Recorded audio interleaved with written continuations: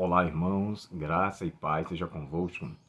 Hoje o tema da lição é recompensa pela fidelidade. Eu confesso a vocês, irmãos, que essa lição desse trimestre vai ser uma lição das quais, embora eu tenha muitos aqui, tudo isso aqui é lição daqui, aqui em cima, até aqui assim. Tudo isso aqui é lição, tá? Desde 97 até hoje. E eu amo lição de escola sabatina. Confesso a vocês que são inspirações para mim, para me auxiliar na iluminação, também para trazer a mensagem de Deus quando eu vou pregar nas igrejas. Muitas vezes eu faço uso de lições antigas. Olho o contexto e aquilo muito me ajuda. Essa lição será uma dessas relíquias que eu vou guardar e será para mim de grande utilidade. Eu aprendi muito com essa lição aqui. E hoje, recompensa pela fidelidade. É interessante, irmãos, notar que o texto que Paulo falou aos Efésios, 2:8, pela graça sois salvos mediante a fé, isso não vem de vós, é um dom de Deus. A salvação é de graça, porém ela tem um custo a se pagar. Qual é o custo que tem que se pagar? Primeiramente, o pagamento foi feito por Cristo na cruz. Cristo nos concedeu, por sua graça, a morte dele para nos dar salvação. Logo, não há mérito humano. Porém, quando a gente trata de recompensa pela fidelidade, parece que a gente é recompensado por algo que a gente fez. Primeira coisa, irmãos, a nossa fidelidade ela é gerada pelo Espírito Santo. Nós não conseguimos ser fiéis a Deus senão pela pessoa do Espírito Santo. Ele é o autor responsável por nossa fidelidade. Ele é o autor responsável porque é Ele que nos concede confiança. É o Espírito Santo que nos faz ir até Ele, até a divindade e reconhecer que somos pecadores. Então, assim, quando reconhecemos que o Espírito Santo é o autor, logo a nossa fidelidade é uma demonstração da atuação do Espírito Santo em nossa vida. Nenhum ser humano tem mérito por coisa alguma que venha a se fazer. Lembre-se que a fé que Deus nos concede é dom do Espírito. Então, se é uma dádiva do Espírito Santo, eu recebo como um motivo gracioso da parte de Deus, como um presente, algo que Ele me dá para que eu desenvolva e me aproxime dEle. Então eu tenho que deixar isso aqui muito claro. A minha fidelidade a Deus, ela é uma correspondência a um chamado que Ele já fez a mim. Assim como o Espírito Santo é dado como um dom, eu falei para vocês em um outro momento, os dons espirituais é concedido pelo dom do Espírito, a pessoa do Espírito. Eu quero que você não faça uma confusão, tá? O Espírito Santo é concedido como um dom. Jesus disse isso, né? Se vós, sendo os maus, sabeis dar boas dádivas a vossos filhos, quanto mais vosso Pai Celestial vos dará o Espírito Santo aos que o pedirem, então ele é dado, né? Ele é concedido. O próprio Pedro chega a dizer isso, né? No livro de Atos.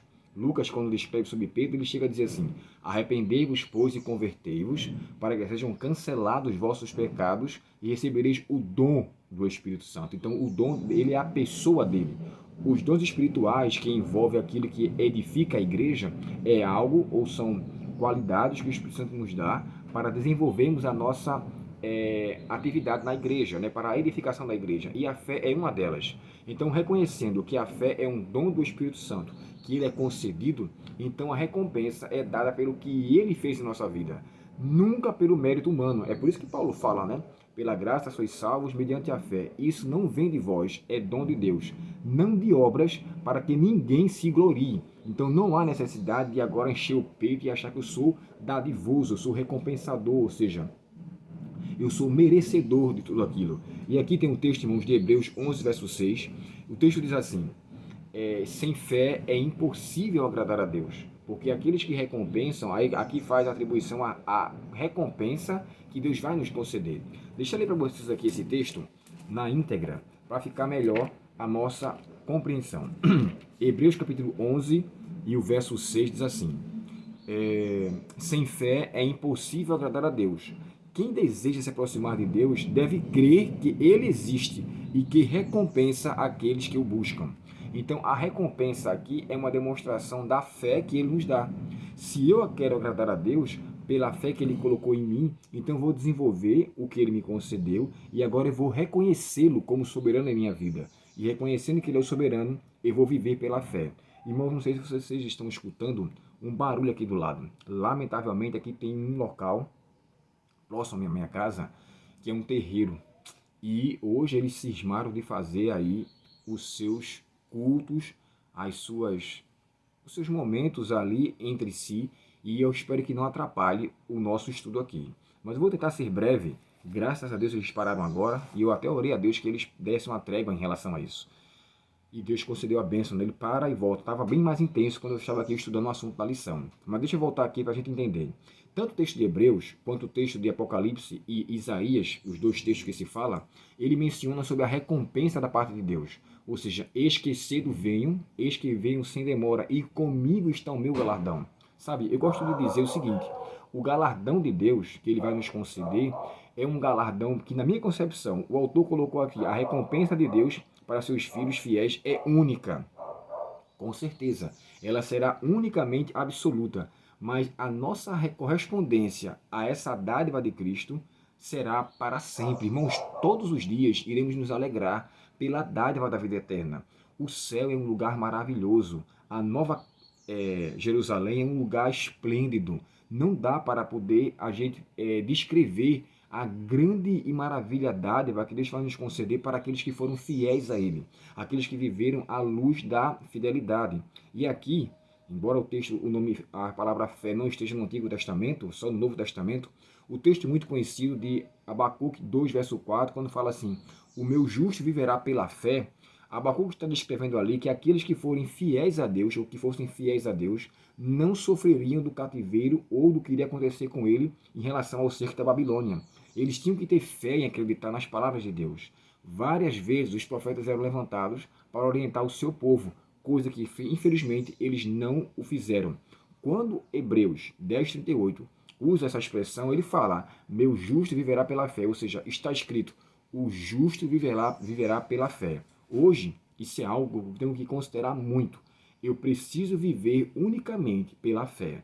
Acreditar que Deus vai realizar coisas que aos meus olhos não tem condição de acontecer. Paulo, ao escrever sua carta aos Coríntios, ele fala assim, andamos por fé e não por vista. A fé, irmãos, é um instrumento, é uma ferramenta de Deus para desenvolver a nossa espiritualidade a cada dia. Perdão. Eu quero que você guarde no seu coração. O estudo aqui de hoje deve me fazer entender que a minha fé precisa estar em alta, principalmente quando as coisas estiverem adversas. Eu queria terminar com vocês aqui um texto que se encontra no livro de Provérbios, sabe? Provérbios, capítulo 3, e o verso 3 ao verso 10. Olha o que é que diz aqui na nova versão transformadora. Não permita que a bondade e a lealdade abandonem vocês. Prenda ao redor do seu pescoço. Escreva no fundo do coração. Então você conseguirá favor e boa reputação diante de Deus e das pessoas. Confie no Senhor de todo o seu coração e não dependa de seu próprio entendimento. Busque a vontade de Deus em tudo o que fizer e Ele lhe mostrará o caminho que deve seguir. Não se impressione com a sua própria sabedoria. Tema o Senhor e afaste-se do mal. Então você terá saúde para o corpo e força para os ossos. Honre o Senhor com suas riquezas e com o melhor ou a melhor parte de tudo que você produzir. Então os seus celeiros se encherão de cereais e seus tonéis transbordarão de vinho. Aqui é uma bênção de Deus para confiarmos tão somente nele e não confiar em nossa sabedoria, em nosso próprio entendimento, mas depositar em Deus total confiança. Aqui no texto de Hebreus 11, e quando ele termina, vai para o capítulo 12, ele chega a dizer assim, ó, visto que nós estamos rodeados de tão grande nuvem de testemunhas, deixemos o embaraço e o pecado que tão de perto nos rodeia e corramos com perseverança a carreira que nos está proposta. Essa nuvem de testemunhas aqui que Hebreus descreve são os vitoriosos da fé, que está no capítulo 11. Esses são testemunhas que nos dão ênfase, que eles viveram pela fé e foram alcançados com o galardão de Deus. Claro, esse alcançar o galardão de Deus, quer dizer, viveram a tal ponto, morreram nessa esperança e em Cristo alcançaram esse galardão, que só será lhe concedido quando ele voltar. Então eu preciso olhar para essa nuvem de testemunhas, olhar para a minha condição, deixar o pecado e o embaraço que tem em minha vida e correr com perseverança para a carreira que me está proposta. Deus lhe abençoe, meu irmão. Deus lhe abençoe, minha irmã. Que você viva com essa fidelidade, reconhecendo que você já terá parciais recompensas aqui nesta terra e, com certeza, a vida eterna em um mundo maravilhoso, quando Cristo voltar. Seja fiel até a morte, e Cristo lhe concederá a vitória da coroa da vida eterna. Vamos orar ao Senhor. Querido Pai Celestial, que os teus filhos, Pai, que estão escutando esse vídeo, que estão assistindo, tenham por tua misericórdia e bondade a fé a desenvolver a cada momento. Nós, Senhor, não temos confiança em nós mesmos, mas ao fazermos uso da fidelidade do Senhor, da bondade que o Senhor nos concedeu, nós iremos saber sermos vitoriosos para a honra e glória do teu nome. Que busquemos, ó Pai, uma vida de santidade ao teu lado, que busquemos uma vida de transformação e desta forma possamos então verdadeiramente alegrar com a certeza da convicção da tua presença em nosso ser.